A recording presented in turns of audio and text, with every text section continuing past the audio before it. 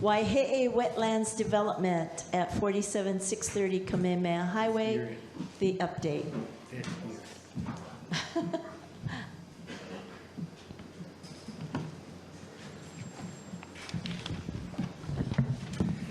Thank you, Chair. I want to make this real fast because I know we have a full agenda here. But we do have an update. As you recall, on our January 13th meeting, I announced that my staff had cleared or corrected the violations due to the SPCA becoming a cooperator. And I'll just go real quickly. I know Rick Towell of the Windward Oahu Soil Conservation Services here. So Rick, if I miss something, feel free to chime in on this. But essentially a cooperator is where they work, a farmer or landowner works with the Soil Conservation Service, requests cooperator status, and prepares a soil conservation plan that is approved by the Conservation District, and then it's implemented.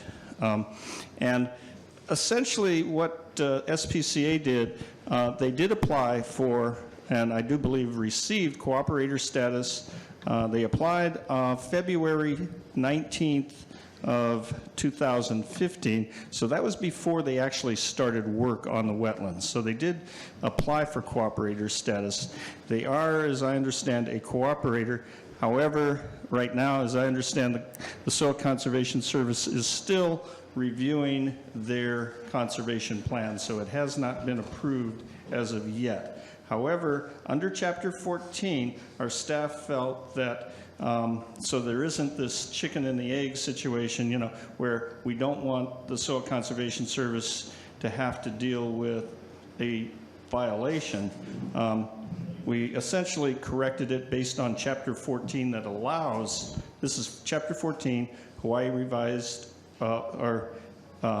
Revised Ordinances of Honolulu, which allows the cooperator, the landowner, to work directly with the Soil Conservation Service to become a cooperator and to implement a conservation plan for the property. So at this point, we have corrected the grading violation on the basis that the SPCA will be working in good faith with the Conservation Service to have a soil conservation plan adopted. That said, if the Soil Conservation Service does not get cooperation from the landowner and decides to take the landowner out of cooperator status, at that point, DPP will, if the violation is not corrected and the area not remediated properly, we'll go back to a violation again. That said also, I asked my staff to look at Chapter 25, which is the SMA ordinance, the Special Management Area Ordinance, which is totally different than the grading violation. Basically, the SPCA cannot do any work whatsoever, whether it's grading, building, any kind of development, without first obtaining a Special Management Area permit. I think I've explained that to this board on several occasions. So the staff, after I asked them to do a review and analysis of this and report back to me, the staff essentially reversed their decision and reissued the violation. So even though for now the grading violation is corrected pending approval of the soil conservation plan, the SMA violation remains and will remain until the SPCA obtains a Special Management Area permit. To date, we still do not have an application. So that's basically the status there. But I do have what I feel is kind of an alarming and confounding situation that came up since the board meeting. And I just want to report this, because while it doesn't concern the wetlands or this community, it pretty much confounds and upsets our department. And basically what it is on January 26, 2016, our department issued a notice of violation to the SPCA for doing work in the Kahaluu Valley Shopping Center, essentially creating a kennel in this area in what is B1 zone property, where a kennel is not permitted, essentially doing work in the shopping center tenant area without any permits, without having the proper zoning. So we issued a notice of violation again, January 26, 2016. I don't understand why they did this. It just confounds me that after all of this situation we've had for months here in Kahaluu, why they would do something like this. I just don't know what to say, but I do want to report this to the board because I think it's relevant to basically this organization and what we're dealing with. And that's pretty much my report. Thank you. Questions from the board from that side of the room? Anthony Austin. So with all the chapters that you mentioned, the bottom line is, and my question is, are they doing any type of operation, building, grading, or anything out there in that area? At this point, they have ceased doing any new work since I reported last. That said, they haven't remediated the work and the damage that they did in the first place. So until that is taken care of through a special management area permit, the violation will remain. Okay. Any other? Jeannie, you have a question? Yeah, okay. Are you free to tell us what kind of work was being done in the Kahaluu Valley area? I'm certainly free to say that. I have a notice of violation right here. It's basically building code and zoning code. Essentially, it's alteration work on units A31, A35, and A41 without a building permit. Essentially, it's a tenant improvement in a shopping center. Now, this is B1 neighborhood business. So this is what you would see, say at the hygienic store or some very small neighborhood type of business. If you all are familiar with Haiku Vets and that little shopping center there, I don't know if that's B1 or B2, but it's certainly the impression that you get is a neighborhood shopping center. And that's what the Kahaluu Valley Shopping Center is. It's basically services the neighborhood, not the broader area like Windward Mall, for example. The other thing is that they're putting a animal shelter and kennel in B1 Community Business District, which is not permitted under the land use ordinance. So basically they can't do what they're doing in that shopping center. They just can't do it. It's not permitted. Any other questions from this side of the room? Yvonne Nelson. Coming back to our problem here, thank you. Are there any types of ongoing investigation that you folks are doing to make sure that no activity starts up again?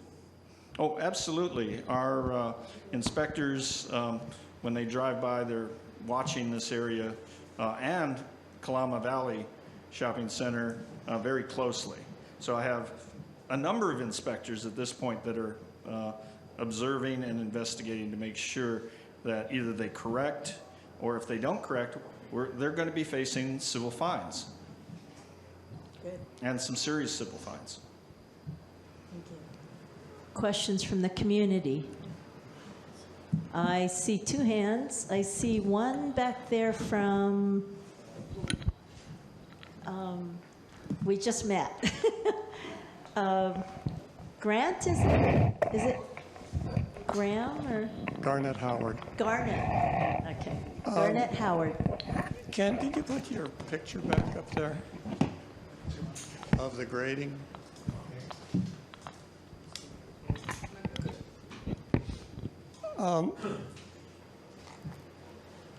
The area that's graded is not the 3 parcels that OSPCA has an agreement of sale on. The grading is taking place on the outside of those parcels. So when you talk about the landowner putting together a conservation plan, where that grading is taking place is not owned by OSPCA. And I'm wondering I'm trying to understand how that works. How can OSPCA enter into a soil conservation agreement on land they don't own? First of all, we've cited the landowner also. So the landowner ultimately is responsible. The SPCA is basically doing the work, but ultimately the landowner will be issued civil fines also if it's not corrected. So ultimately it's the landowner that's responsible. Now, I will defer to the Windward Soil Conservation Service on the process for obtaining a cooperator status and the review of the conservation plan. I'm not really in a position to answer that question. Okay, I think that's good. I just wanted to ask you about in Kalama Valley, did your inspectors notice that they've brought in 4 shipping containers? I believe your office wrote them up for illegal shipping containers in their Campbell Industrial Park location. They brought those shipping containers with them and they put them in a grassy area out the other side of the parking lot, Kalama Valley. It's not part of the notice of violation that I have in my hand right now. I'd be happy to share this with you. However, I certainly will ask staff about that tomorrow morning. Okay. Thank you. John, you had a question. Wasn't it your hand? Yeah. Perpetually up. So this is a grant and aid that the state senator representatives are not here, nor the governor's representative tonight, but a question that maybe needs to go back to them is, did the governor release operating funds that were slated for this project? That's a really important thing, because in their grant and aid application, which went in last year, January, they state, in 2014, the state legislature approved the state grant and aid for $350,000 to construct the shelter. Design work has been completed, permits have been approved, and a contractor has been identified. So, all of this information goes to the character of the developer, the proponent. We can't seem to get a straight answer. And of course, USDA and NRCS officially are thwarting getting information even to the senator. We have to go get a Freedom of Information Act process going so you can get information from the federal government, our federal government. I think we're their client as well, yeah? So, but USDA is providing huge funds, and NRCS is supposedly helping them to do the work. But aren't those the very same agencies that are supposed to be working with SOEST and the folks looking at climate change impacts and all of that?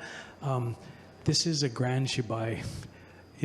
Never mind all of the violations, never mind the permit concerns, any of that. Looking down the road, is this the kind of activity that is dependent upon being in a coastal wetland that is very likely going to be heavily impacted by climate change? Let's start talking about that big picture. I'm going to take that as a statement and not a question for DPP. Okay. Thanks, Art. Any other, I see Ned's. Question for Art. With the Kalama Valley issue, is there a period of time that allows for their response to the violation? Yes, there is. You are hereby ordered to obtain permits or correct the violation by February 27, 2016. If that does not occur, then the inspector will refer the violation to our code compliance branch for civil fines, and I will certainly sign that notice of order. And they have the ability also to respond as to why they feel it may not be in violation? They have that. However, the land use ordinance is very clear. And just before this meeting, I looked up under the master land use table just to make sure that kennels are not permitted. They're permitted under a conditional purpose in the B2 zoning districts and other zoning districts. However, B1, they are not permitted. Veterinary services are permitted in the B1 commercial district. Pet stores, yes, if they're limited, obviously without kennels, but kennels themselves, no. So it's no way that they're going to be able to correct this violation. But until the 27th, we won't have a complete picture with information from both sides. Well, they have the opportunity. I think our inspectors, before issuing the notice of violation, received as complete a picture as they needed. Otherwise, the violation would not have been issued. Just as a response on, I agree with John that we really need to look at the bigger issue, because personally, I attest to the integrity of Stephanie Ryan. But we need to look at the bigger picture of exactly the question of dealing with the wetlands. And SPCA, we've done a good job of keeping development away from those wetlands, but she is the first person that's actually been able to make progress to rehabilitate a wetlands area that's of marginal use. She's been able to bring in the NRSCA or whoever they are to actually accomplish an effort to rehabilitate, and not only that, but to assure that it continues to be rehabilitated, because when we have things like the erosion and the global warming, et cetera, having the rehabilitated wetlands is going to be huge, and they have committed to provide that in that area while using less than 5% for the actual facility itself. Art, do you want to respond? I certainly do. I will have to respectfully disagree. That is the purpose of the special management area permit. It is an environmental permit by its nature. We have requested, actually we've required, an environmental assessment be prepared to address the very issues that have been brought up. So far, we have not received that environmental assessment, which would be distributed to the public for input and comment. We have not received that. We have not received an SMA application, which would essentially show all of the progress, the good work that could be done to restore a wetland area, which would be part of an SMA permit issuance. So far, we have not seen that. So until that is seen, it's really an incomplete picture. That, well, it's a violation as well as incomplete. Okay, so we did receive some new information tonight. The major landowner of the property is our neighbor, a recent widow with many children. And so just for information, I assume that Stephanie received permission to grade and to alter property that did not belong to the OSPCA. Yeah, they purchased just 2 lots.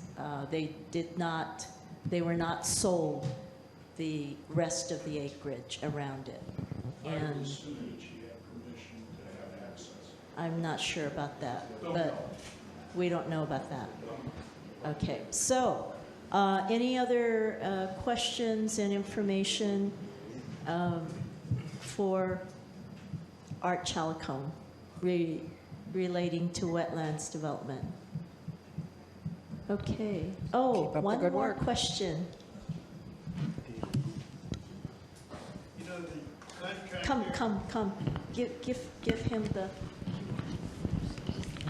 the contractor that did the work so far, isn't he responsible for what he did?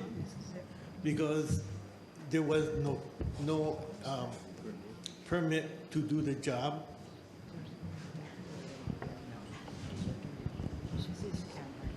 Yes, the contractor is responsible, but ultimately, the property owner is responsible. Contractors come and go, you know. For DPP to try and chase some contractors, you know, that's sometimes very difficult because basically they close down their business and they're gone. The landowner, though, it stays, and that's where we focus our attention. Thank you. Any other questions or comments for Art Challacombe?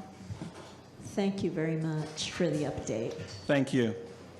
Next And I item. promise, if there's any other updates, if you want to put this on next month's agenda, I promise to give updates as long as the board will allow me to do so. Okay. Thank you. Okay. Should be on the agenda for next month. Okay. All right.